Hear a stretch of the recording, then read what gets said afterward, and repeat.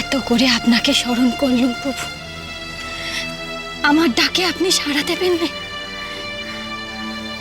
আমার ডাকে আপনাকে সাড়া দিতেই হবে, নইলে আমি প্রাণ ত্যাগ করব। আমি যদি প্রকৃত রূপে সতীনক্ষী হয়ে থাকি, তবে আমার ডাকে না সাড়া দেওয়ার জন্যে আপনার মহিমা ক্ষুণ্ণ হবে।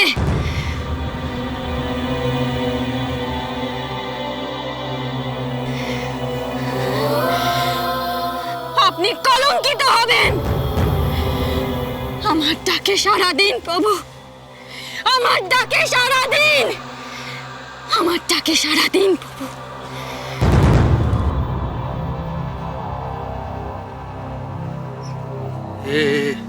এবার এবার সর্বনাশ হবে, সর্বনাশ হবে।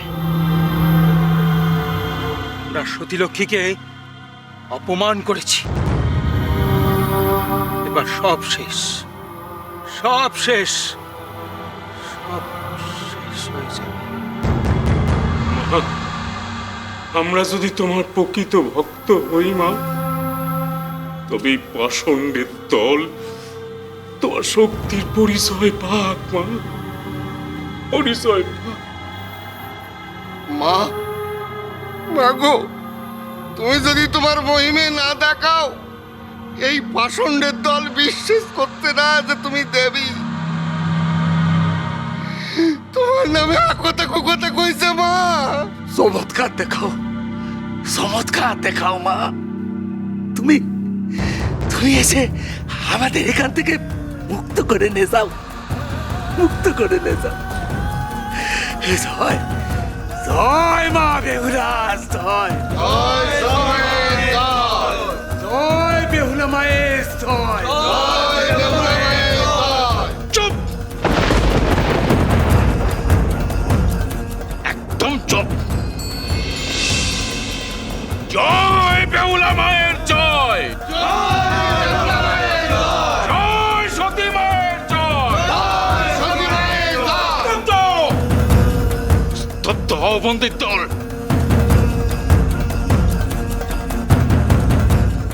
কেন কেন আমরা চুপ করবো? আমরা সতী মায়ের জয়গান করবোই। মা গো, মা তোমার মহিমে ক্ষুণ্ণ হতে পারি নে মা। চমৎকার দেখাও, চমৎকার দেখাও মা। মা, এখনো যদি তুমি তোমার ভক্তের ডাকে সাড়া না দাও, তবে যে তোমার করুণায় কালি লাগে মা। তারা তো তোমায় নিষ্ঠুর ভাববে মা। মা, মা, তুমি তো তা নও মা, তুমি তা নও। তুমি তো দয়াময়ী মা, তুমি করুণাময়ী মা। মা, তোমার করুণার প্রকাশ করো মা, প্রকাশ করো, প্রকাশ করো মা।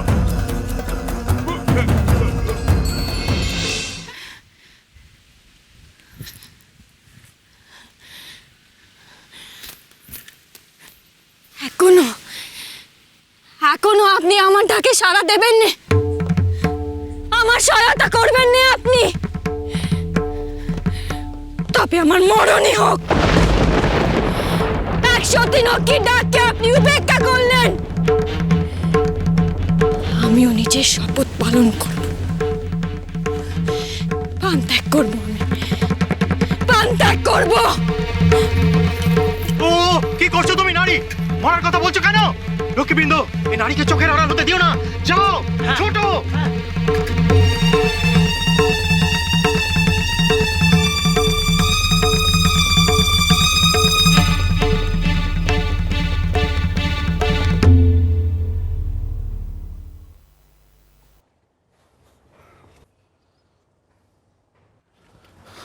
বৈদ্যমশাই, বৈদ্যমশাই, আমি বড়ই বিপদে পড়েছি, দয়া করে চলুন, আমার স্ত্রী মরণাপন্ন। চন্দ্রধর মহাশয়, আপনি কেন এভাবে আমাকে বারবার বিব্রত করছেন? আমি চম্পকনগরের রাজবৈদ্য। আপনি যতদিন এখানে ছিলেন ততদিন আপনাদের পরিবারের সকলের চিকিৎসার আমি ত্রুটি করিনি। তবে বর্তমানে চাঁদ বণিক পথের ভিখারি। আমার পরিবারকে চিকিৎসা করলে ওই চ্যাংমুড়ি কানে রুষ্ট হবে, এই তো। ওই নাগিনীর ভয়ে আপনি আপনার ধর্ম, আপনার কর্তব্য সব তুচ্ছ করছেন। আপনি বৈদ্যরাজ, জীবন রক্ষা করা আপনার কর্তব্য, আর আপনি সেই কর্তব্য থেকে মুখ ফিরিয়ে নিচ্ছেন। আজ ওই নাগিনীর ভয়ে আপনি আপনার ধর্মচ্যুত হচ্ছেন, কিন্তু কাল যখন উপরে গিয়ে আপনাকে উত্তর দিতে হবে তখন পারবেন তো ওই নাগিনীর দোহাই দিতে?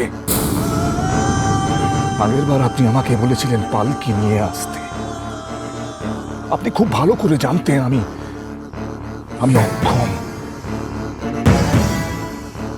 এইবার নিশ্চয়ই কড়ি চাইবেন। এই নিন, এই কড়ি ভিক্ষা করে পেয়েছি আমি, ভিক্ষা। রাজা চন্দ্রধর বণিক হাত পেতে ভিখারির মতন ভিক্ষা করতে পারে, কিন্তু ধর্মচ্যুত হতে পারে না। আপনার ওই নাগিনীকে আমি ভয় পাই না বৈদ্যরাজ, আমি ভয় পাই ধর্মচ্যুতিকে। আপনি আমার স্ত্রীর চিকিৎসা করতে পারেন বৈদ্যমশাই, কিন্তু করছেন না। আমি জানি না এটা আপনার কোন মহিমা প্রকাশ পাচ্ছে। আপনার কলঙ্ক আর বাড়াবেন না, দয়া করে চলুন।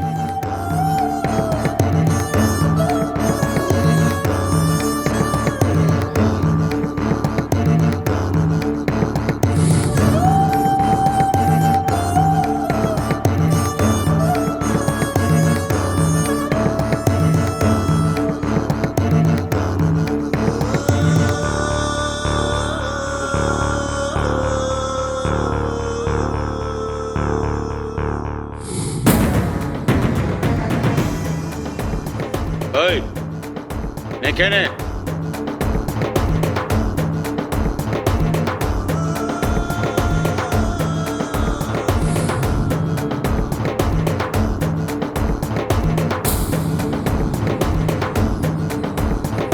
কি হলো? কথা কি কানে যাচ্ছে না?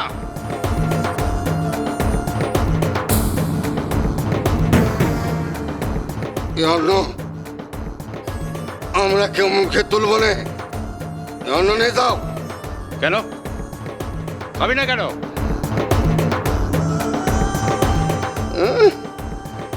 না দোষী আটক করি তো, আবার অন্য খেতে যাচ্ছ? চাই না, চাই না আমার দরদ, যাও নে যাও। বাজে কথা না বলে অন্ন গ্রহণ করো, হয়তো কপালে দুঃখ আছে, এই বলে দিলাম। কি করবে?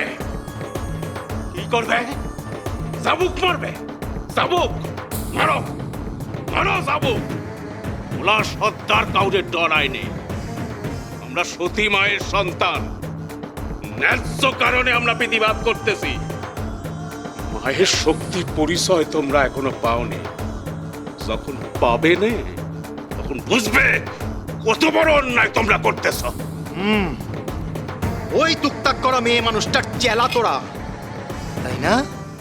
এবার বুঝতে পেরেছি, ওই মেয়ে মানুষটা টুকটাক করে আমাদের রাজ্যের সর্বনাশ করার চেষ্টা করছে, আর তোরা এখানে বসে তাকে সাহায্য করছিস। কি মুখ সামাল দে, কথা কয় কইছি। মায়ের অপমান করিস না। কিসের মা? হ্যাঁ, কিসের মা? যে মেয়ে ছেলে টুকটাক করে সে আবার মা কিসের? রক্ষী, আমি যদি মায়ের সন্তান হই তাহলে তিনার শক্তির পরিচয় তোমরা পাবে। তখন দেখবো তোমরা কি করো। নিজেদের সর্বনাশ নিজেরা ডেকে আনতেছো কই দিলুম।